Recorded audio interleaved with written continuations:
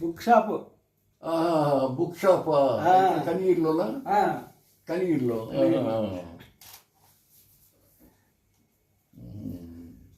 కనిగిరి రాక ఎన్ని సంవత్సరాలు అయింది ఆయన? ఈ మధ్య చాలా చాలా పీరియడ్ అయింది. వచ్చినా కూడా తిరుగుతున్నప్పుడు అయితే తీసుకురావచ్చు, ఇప్పుడు చాలా కష్టం. ప్రైవేట్ ఇన్స్టిట్యూషన్స్ కూడా ఉన్నాయి కదా కనిగిరిలో, అందువల్ల బుక్ షాప్ ఆయనే పోవచ్చు. తీసుకురావాలన్నా కూడా ఇబ్బంది. అది కావాలా, వాకర్ కావాలా, ఏదన్నా బాత్రూమ్ చాలా ఇబ్బంది. అది తాడిచెట్టుపల్లిలో చదువుకుతుంది. అది ఏది కాలేజా? వాళ్ళు ఇద్దరు చదువుకున్న వాళ్ళు ఇద్దరు ఐటీఐకి పోయినారు. ఇన్స్టిట్యూషన్ మంచి ఇన్స్టిట్యూషన్. Alpha school. ఆల్ఫా అప్పుడు అదేలే ఇంకా ఫేమస్. కాలు కొద్దిగా వాపు వచ్చినట్టుంది. వాపు తగ్గట్లేదు అసలు, మళ్ళీ ఏ ప్రాబ్లం లేదు. ఆయన పొద్దున్న దాదాపు 10 సంవత్సరాల నుంచి తగ్గడం ఏం చేస్తున్నాడు. హైట్ పెట్టి పడుకుంటావా? దిండు కుర్చీ మీద ఇటు పండుకున్నప్పుడు కుర్చీ మీద కాలు పెట్టుకొని పండుకుంటున్న పైన ఎత్తు పెట్టి, అప్పుడు మనం ఆ ఎనపేట కూడా తీసుకొచ్చిన దొరుకుంటూ వచ్చిన. అది మన కొత్తది కాదు. అది రైట్ బ్యాంకులో ఒకడు ఇసుక సరఫరా చేస్తుంటే డబ్బులు ఇవ్వమంటాడు. ఇది ఇచ్చాను.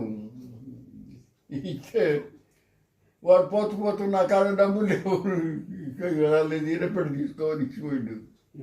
దానికేం గడిలో ఏం లేవుగా, అది ఉపయోగించేదే దాన్ని పనికొచ్చేదే. కానీ దానికి తాళ చేతులు లేవు, లోపల బయట లేని లేవు. ఊరికే షోకు అది. అంటే అగ్రాలంలో కూడా గుడిపాటిపల్లికి వచ్చినాం.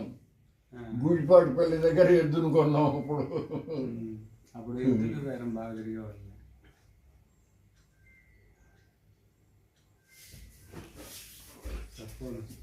కొన్ని వేల మంది డ్యామ్ కన్స్ట్రక్షన్ జరిగేటప్పుడు ఇక్కడ ఎంతమంది అయితే ఎంప్లాయీస్ ఉన్నారో రకరకాల employees, chief engineer to labour, అంతమంది క్వార్టర్స్ ఉన్నాయి.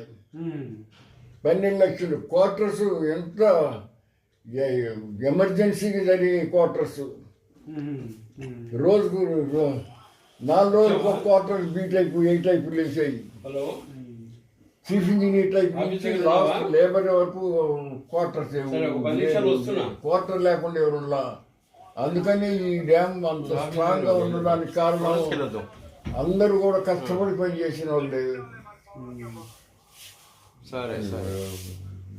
లేబర్గా పని చేయకుండా ఉండడానికి వీలు లేకుండా ఉండే పరిస్థితులు ఉండేవి.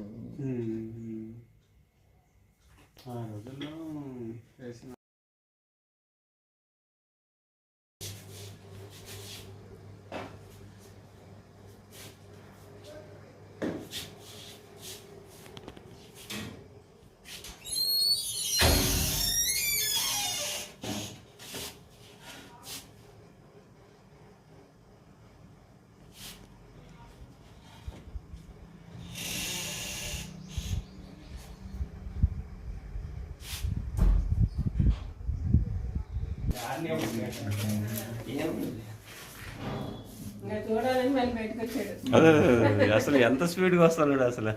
అదే కానీ నొప్పులోకి వెళ్ళి నడవలేడు. మన వెంబడి గమనించి ఇంజక్షన్ వేపిస్తాం.